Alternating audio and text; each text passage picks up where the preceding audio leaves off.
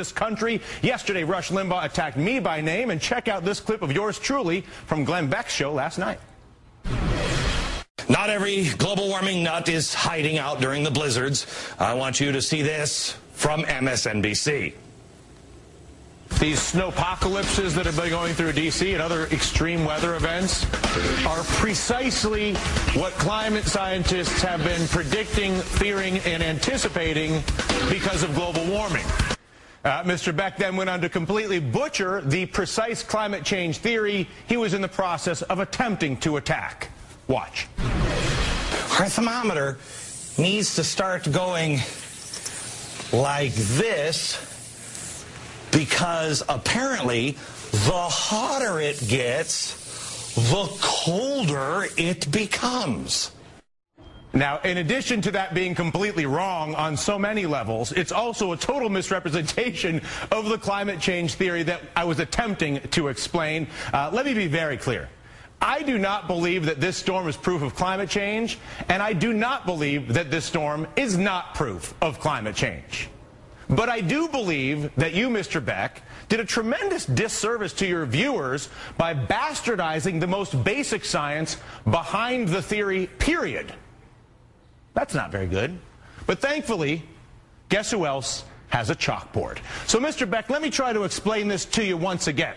There is a data set from the UN that claims that there has been a global temperature rise over the past 100 years or so of about 1.3 degrees. Come on in here, you can take a look at it. The theory basically states that the warmer climate would cause higher ocean temperatures, which means more ocean water evaporating. Think of this yellow line as the temperature curve. Sometimes it's hot, sometimes it's cold. 100 years ago, think of this line as the new temperature curve. Sometimes it's hot, sometimes it's cold, and the average change between hot and cold running at 1.3 degrees. The idea, basically, that warmer air, yeah, warm, you can do this, yes?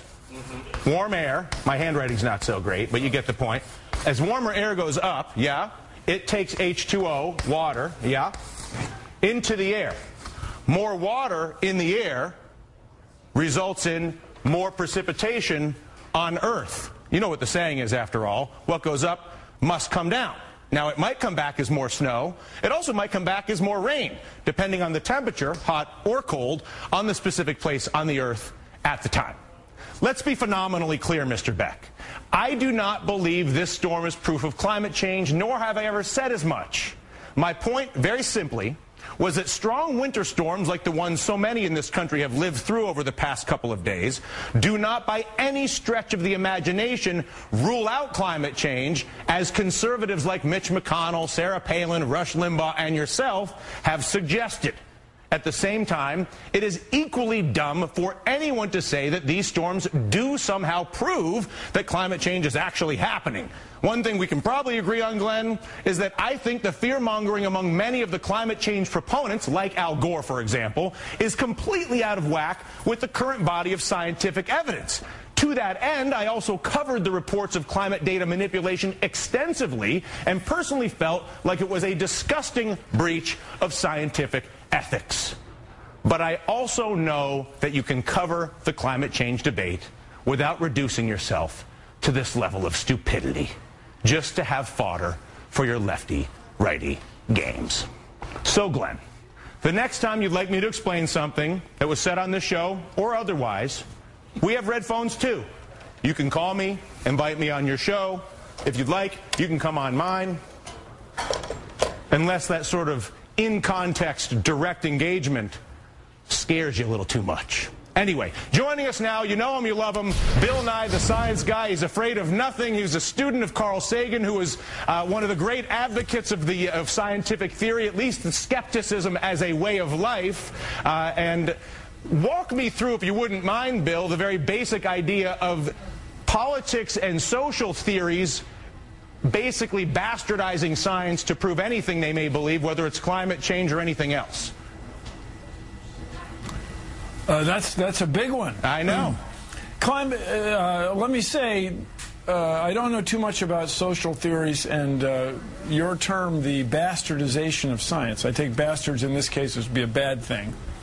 The idea is presented by the Intergovernmental Panel on Climate Change are so striking and compelling, and the discoveries made by those people were so impressive to the Nobel Committee that they were awarded a prize for their discovery. Climate change caused by people is happening. It's very, very serious business.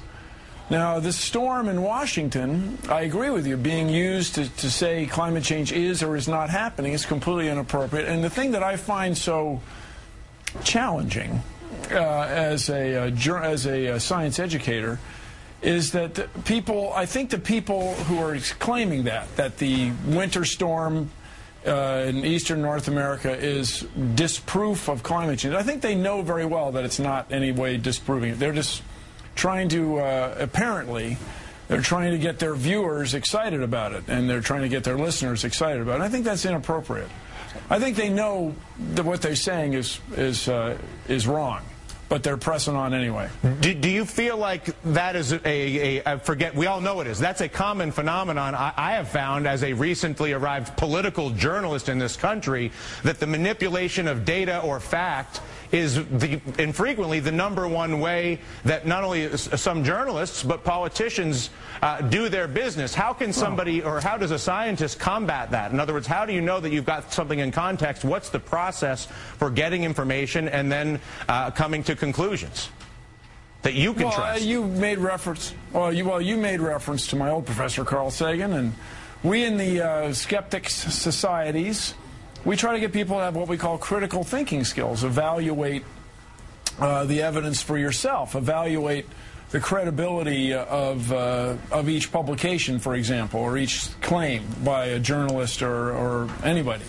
But the thing is, the claims of the Intergovernmental Panel on Climate Change are very compelling. And my big question for anybody who's skeptical of climate change is, say, why are you skeptical? What makes you not believe it? And to my ear, so often it's because the people who have been strident about it have been apparently left of center politically. And so because they're apparently left of center politically, that makes their claims wrong. And that's not a good conclusion. I strongly encourage everybody to evaluate the evidence, especially that presented by the Intergovernmental Panel on Climate Change, the IPCC, right, which is part of the United Nations. And I know you might have mixed feelings about the United Nations, but I think you'll find the data are pretty compelling, especially when you look at the trend, let's say, for example, of El Niños the last 15 or 20 years. The El Niños are getting warmer and warmer. The La Niñas, the cooling times, are getting shorter and shorter. And so this sort of thing, to those who like to think about the future, is very disturbing. And so to get your viewers and your listeners riled up on something that you know is probably fallacious or almost, well, is probably not very good, is bad for everybody. Yeah. It's bad for everybody. And because the United States is a world leader in technology and science, it's bad for everybody on Earth. That's my extraordinary claim. Yeah, no, listen, I agree with you, and I appreciate you making the time to talk to me, Bill. I'm a fan, so it's a pleasure. Thank you. Yeah, Bill Nye, the Science Guy.